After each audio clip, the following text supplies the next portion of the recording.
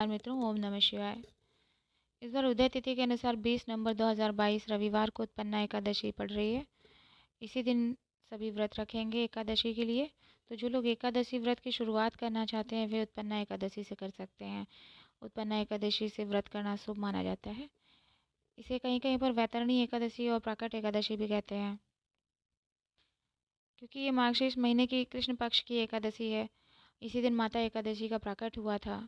इसके पीछे भी कहीं कहीं कुछ कुछ कथाएं प्रचलित हैं कि पुराणों के अनुसार एक मुर नामक राक्षस होता है जो सभी देवी देवताओं को बहुत परेशान कर रहा होता है। तो सभी देवी देवता आग्रह लेकर भगवान विष्णु के पास पहुंचते हैं। जो निद्रा अवस्था में होते हैं तभी वहां पर मुर नामक राक्षस आ जाता है और भगवान श्री हरि के अंश से जिन देवी का प्राकट होता है, जो देवी उत्पन्न होती हैं, वो भगवान श्री हरि को उस मुर नामक राक्षस से बचाती हैं, उनके प्राणों की रक्षा करती हैं। तो जब भगवान विष्णु अपनी निद्रा से जागते हैं और उन्हें पता चलता है कि माता ने, उन देवी ने उन्हें बचाया है, तो उनको प्रसन्न होकर उनका नाम एकादशी रखते हैं। तो तभी से उत्पन्ना एकादशी का व्रत रखा जाने लगा। उन्हें आशीर्वाद दिया गया कि जो लोग भी ये व्रत रखेंगे सौभाग्य को प्राप्त करेंगे। तो इस दिन माता एकादशी, देवी एकादशी और भगवान श्री हरि दोनों की पूजा होती है। तो पूजन विधि कुछ इस प्रकार है। सबसे पहले जैसे स्नान दान करके आप पूजन में बैठते हैं तो हाथ में अक्षत पुष्प जल लेकर संकल्प करें कि आप एकादशी का व्रत कर रहे हैं।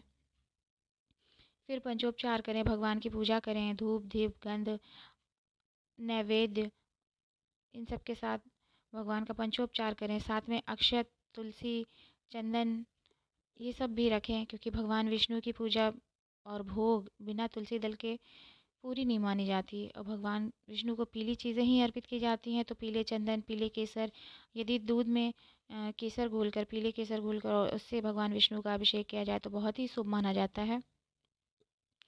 अक्षत भगवान विष्णु को नहीं चढ़ाए जाते। अक्षत माता एकादशी को अर्पित कीजिए।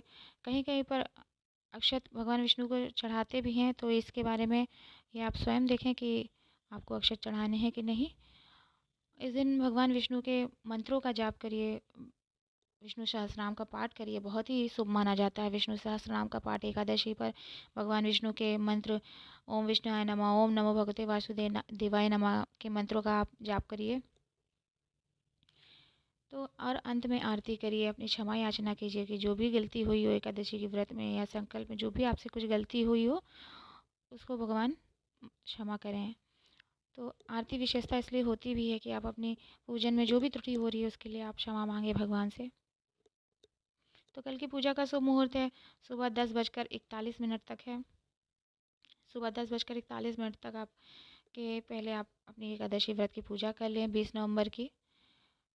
अब ये जानते हैं कि पारण कैसे करें, क्योंकि पारण यदि अच्छे से नहीं किया गया तो व्रत सफल नहीं माना जाता।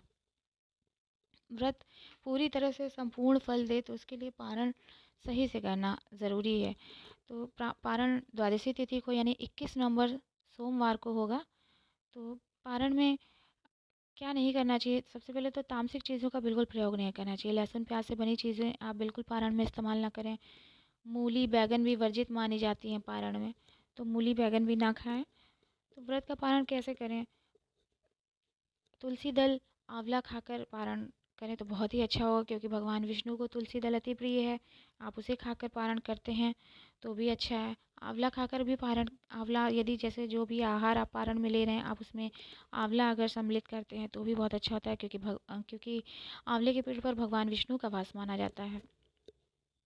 तो ये दोनों चीज़ें ही भगवान विष्णु को अति प्रिय हैं, इसलिए इन दोनों को यदि आप पारण में इस्तेमाल करते हैं या कोई एक चीज़ भी, तो बहुत अच्छा शुभदायी होता है।